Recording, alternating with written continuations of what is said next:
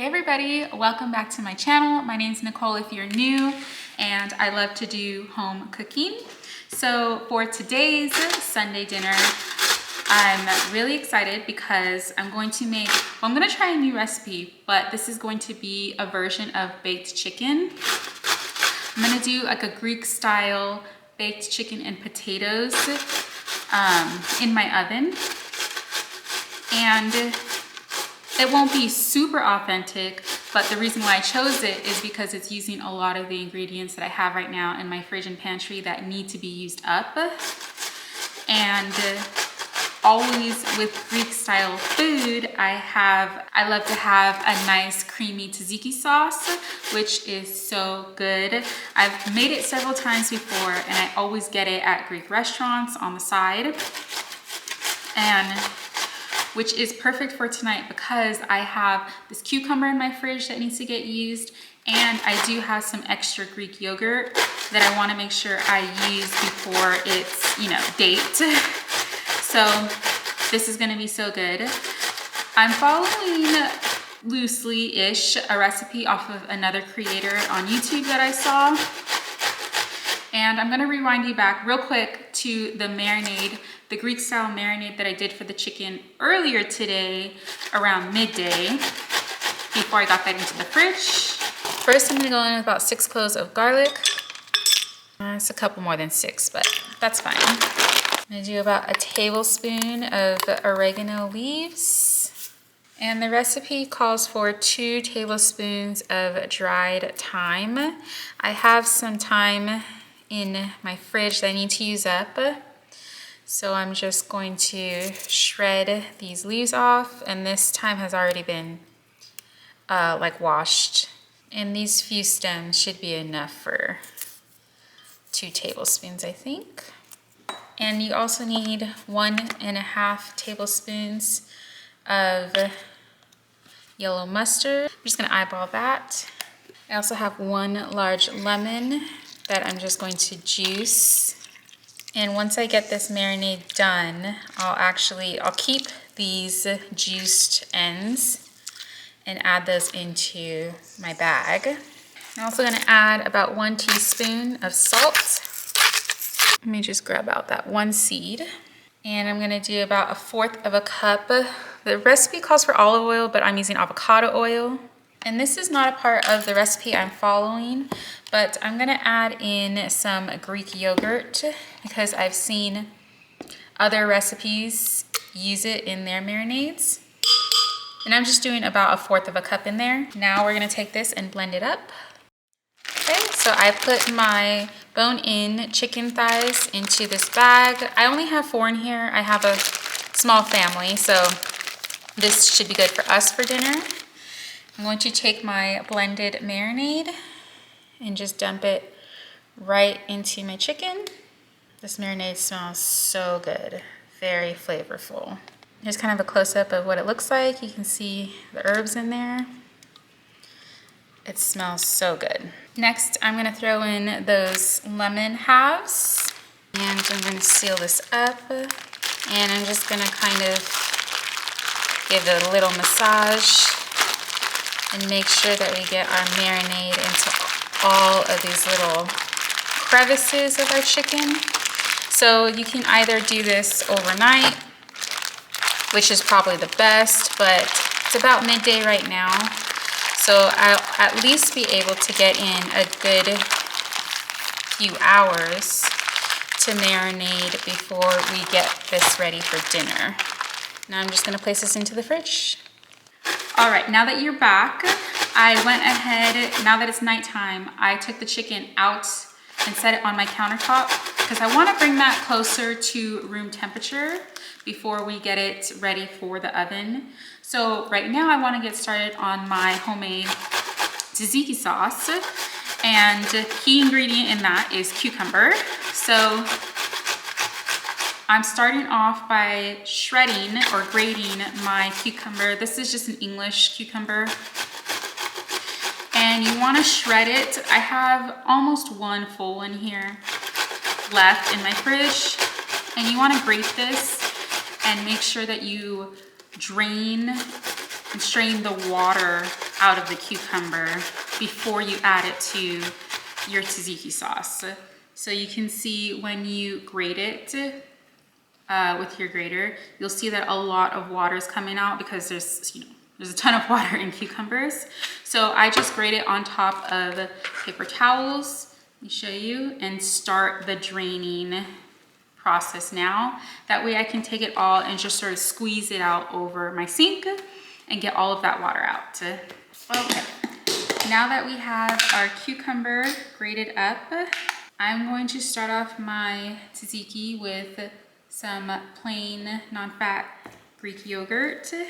And I love this because I've been trying to add a lot more protein to my meals, so this works perfect for me.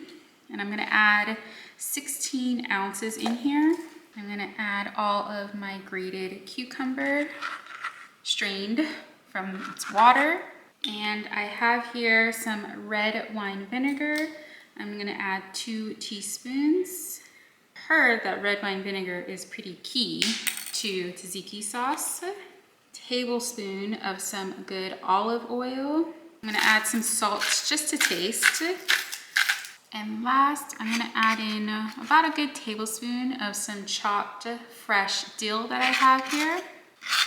I have a lot of dill on hand, so I might even add a little more, but we'll start with the original recipe first. That's it. We'll give this a nice good mix. And then we'll do a taste for seasoning. I love Greek food. I think that it's so flavorful. I love the seasonings that they use. We have even like a good handful of our favorite Greek restaurants here in Vegas that my husband and I go to as much as we can. We don't eat out a ton, but the times we do, we love when we go get Greek food. So it's nice that I can make some of it here at home as well. All right, and so for tzatziki sauce, the longer you let it sit, the better it'll get. So it's even better to make it ahead of time, which is why I want to do it before I get my chicken in the oven. All right, I'm just gonna add a bit more salt, give it its last mix. All right, now I'm gonna I have 3 russet potatoes here, and I've already peeled them. Now I'm just gonna cut them up and add them to my sheet pan. I'll kind of, I guess, just do like quarters like this. And I have my sheet pan lined with just some parchment paper, just to make cleanup a little bit easier. All right. And then just like this. All right, so we have our potatoes done. I also cut up a medium onion too. I forgot to show that, but I did. I'm going to take my chicken out of the marinade. Oh my gosh, the marinade smells so good. I'm gonna nestle it down into our pan here. Just kind of make it nice and snuggled in with my potatoes. And I'm also gonna toss in those lemons too. Throw in my sort of big chunks of onion that I chopped up. Just right nestled in with these potatoes. And so we're going to put this into a preheated 375-degree oven for about an hour, maybe an hour and a half. I'll check it at the hour mark and see how we're doing. But something kind of interesting I saw the original person do with the chicken is add in additional seasoning on top of everything. So I'm gonna go ahead and do that as well. So first I'm gonna do just some salt. I'm also gonna do a little bit of paprika over everything. She also uses in her recipe garlic and herb seasoning, but I have onion and herb on hand, so I'm just gonna use that. Sprinkle it over everywhere. And then lastly, just some onion powder. Good sprinkle over everything. All right,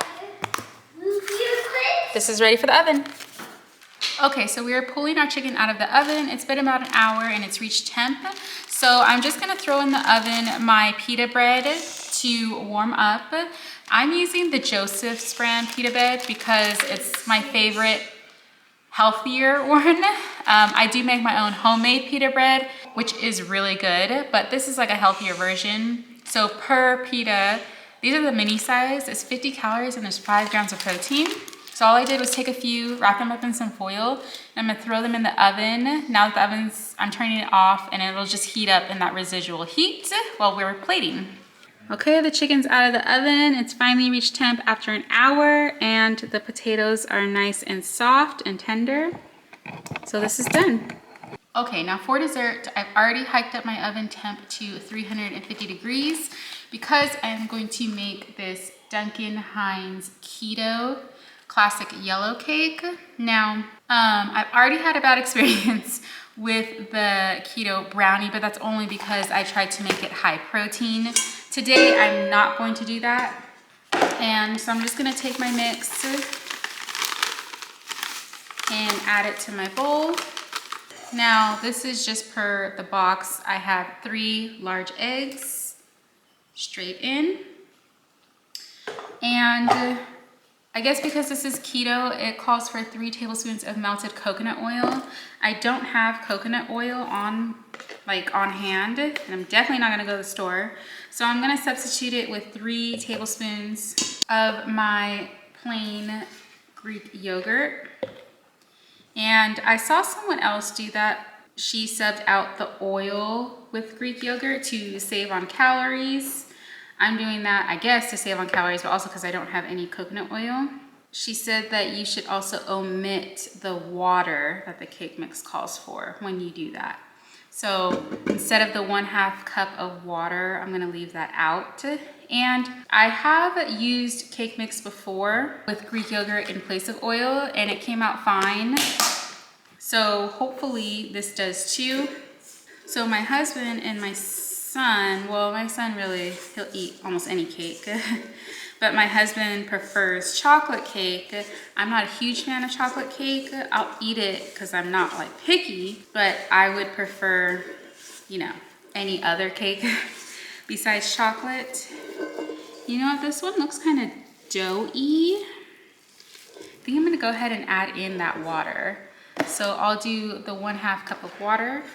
Okay, I'm gonna add in my 1/2 cup of water in there, just because it really looks like it needs to be loosened up a bit and actually look more like cake mix.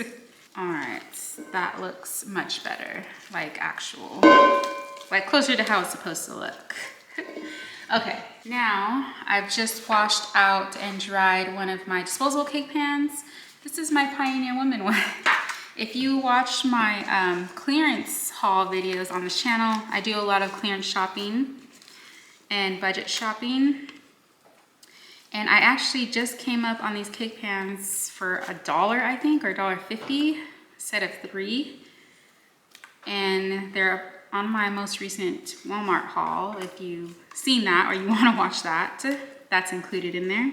Well, I forgot to spray the pan, but we're just gonna have to roll with it now. No biggie. And this is an 8-inch, so I'm gonna put this in the oven for, it says 28 to 32 minutes. So this goes in. And for the frosting, because I mentioned that my husband and my son really like chocolate, I'm gonna go ahead and add a chocolate frosting. But this is a new one that I've seen it on the shelves, but this is the first time I'm actually trying it. But it's the Pillsbury Zero Sugar version of the chocolate frosting. Now, a regular frosting has, you know, between maybe 130, 150 calories per serving.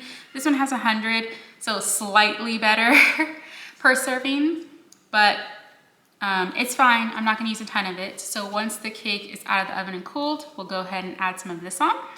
All right, everyone, that is it for tonight's dinner. Thanks for joining me on this one. I took my chicken out of the pan and served it with its potatoes and onions, and then just did a really simple green salad on the side. Now the chicken itself was really juicy. I'm glad that I took it out at the hour point when I did.